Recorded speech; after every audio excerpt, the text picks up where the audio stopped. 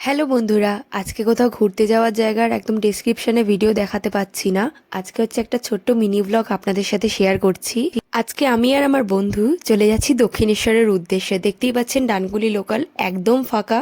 এটি সকাল 7:49-এর ট্রেন ছিল। তো এই দেখুন ট্রেনের ভেতরটা একদমই ফাঁকা, যে যেখানে ইচ্ছা বসতে পারে। এই সিটের জন্যই সবসময় মারামারি হয়।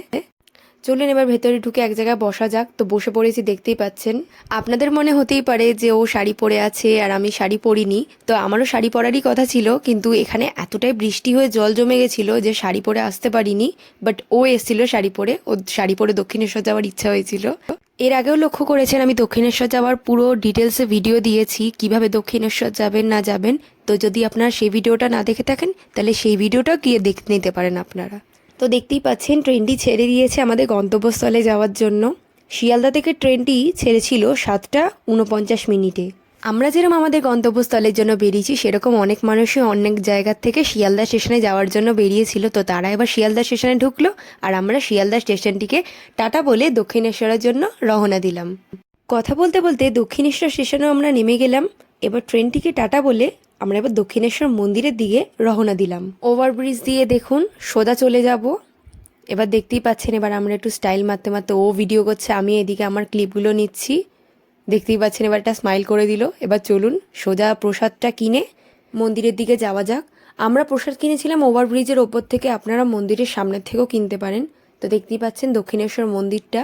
পুজোর পাঠটা কমপ্লিট করে তারপরে আমরা গেলাম একটু গঙ্গার ধারে, সেখান থেকে একটু টাইম স্পেন্ড করে নিয়ে দেন আমরা চলে যাই একটু পেট পুজো করে নিতে। প্রচণ্ড খিদেও পেয়ে গেছিলো, তাই জন্য আমরা চারটে চারটে করে কচুরি নিয়ে খেয়ে নিয়েছিলাম। তো কচুরিগুলো বেশ গরমই ছিল, ফুলকো ফুলকো। তো দেন খাওয়ার পরে আমরা চলে গেছিলাম আদ্যাপীঠের উদ্দেশ্যে। আদ্যাপীঠের মন্দির দিনে 3বার খোলে, তাই জন্য আমরা সেকেন্ড টাইম, যেটা 10:30টার সময়, সেই টাইমে ওখানে পৌঁছে গেছিলাম। সময়ের একটু আগেই পৌঁছে যাওয়ার জন্য আমরা মন্দিরের চারপাশটা একটু ঘুরে নিয়েছি আগে। তো দেখতেই পাচ্ছেন মন্দিরের সাইডে সাইডে কত মন্দির আছে, শিব মন্দির, রাধাকৃষ্ণের মন্দির। তো চলুন এবার মেন আদ্যা মায়ের নাট মন্দিরে উঠে যাই, যেখান থেকে আমরা আদ্যা মায়ের দর্শন পাবো। কত ভক্তরা বসে আছে দেখুন মায়ের দর্শনের অপেক্ষায়, সেহেতু আমরাও দর্শনের জন্য বসে পড়লাম। আমরা এটি নাট মন্দিরে বসে আছি, আর এই যে আপনারা সামনে শ্বেত পাথরের যে মন্দিরটি দেখতে পাচ্ছেন, এটি হচ্ছে মেন আদ্যাপীঠের মন্দির। আজকের ভিডিওটি আপনাদের কাছে কেমন লাগলো অবশ্যই জানাতে ভুলবেন না। আমি ফার্স্ট মিনি ব্লগ করলাম, তো সেটি আপনাদের কেরম লাগলো সেটিও জানাতে ভুলবেন না।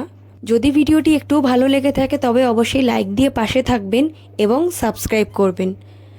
চলুন তবে আজকের জন্য এইটুকুই, আবারও দেখাবে নতুন কোনো ভিডিওর সাথে।